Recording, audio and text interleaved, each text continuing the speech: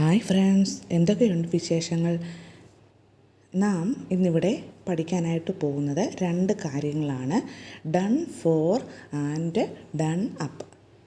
Meaning, done for എന്ന് പറയുമ്പോൾ ചീറ്റിപ്പോയി അല്ലെങ്കിൽ അത് ശരിയായില്ല എന്നൊക്കെയുള്ള അർത്ഥത്തിലാണ് ഡൺ ഫോർ ചേർക്കുന്നത്. എന്നാൽ ഡൺ അപ്പ് ചേർക്കുന്നത് യാതൊരു മനസമാധാനവും ഇല്ലാത്ത അവസ്ഥയെ കുറിക്കാനായിട്ടാണ്. അപ്പോൾ ഡൺ ഫോർ ചീറ്റിപ്പോയി അല്ലെങ്കിൽ തട്ടിപ്പോയി, ശരിയായില്ല.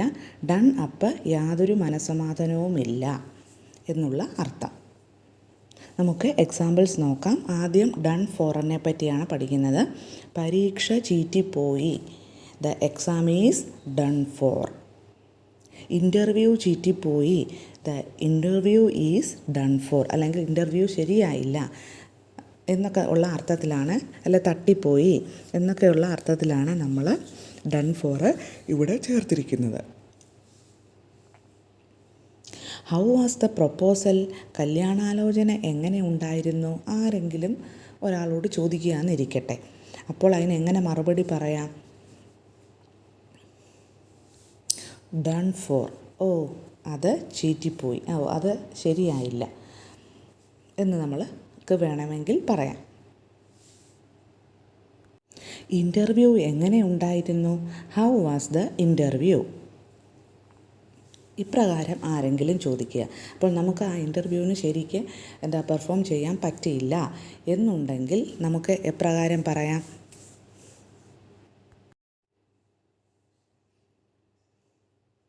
ഇറ്റ്സ് ഡൺ ഫോർ, അത് ചീറ്റിപ്പോയി, അത് ശരിയായില്ല.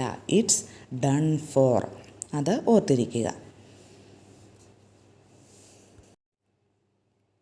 അടുത്തത്, നാളെ പരീക്ഷയാണ്, ഹോ പേടിയാകുന്നു.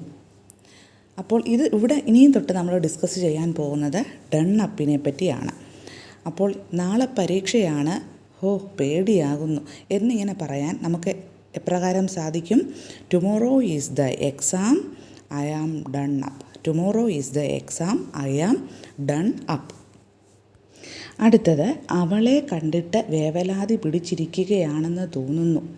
She looks done up. അപ്പം ഡൺ അപ്പ് എന്ന് പറയുന്നത് എങ്ങനെയാണ്? നമുക്ക് യാതൊരു മനസമാധാനവുമില്ല, വേവലാതി അല്ലെങ്കിൽ ആവലാതി പിടിച്ചിരിക്കുന്നു എന്നൊക്കെ പറയുന്നതിനെയാണ് സൂചിപ്പിക്കാൻ വേണ്ടിയാണ് നമ്മൾ ഡൺ അപ്പ് യൂസ് ചെയ്യുന്നത്. നീ വല്ലാതെ വേവലാതിപ്പെട്ടിരിക്കുന്നു, നിനക്ക് എന്തു പറ്റി? You look done up. What's happen to you? നീ എന്താ ഇത്രയും വൈകിയത്? ഞങ്ങൾ എന്തു വിഷമിച്ചെന്നോ? Why are you so late? We were done up. You know? അപ്പോൾ why are you so late? We were done up. You know? അടുത്ത എക്സാമ്പിളിലോട്ട് പോകാം. നീ എന്തേ ഇന്നലെ വരാഞ്ഞത്?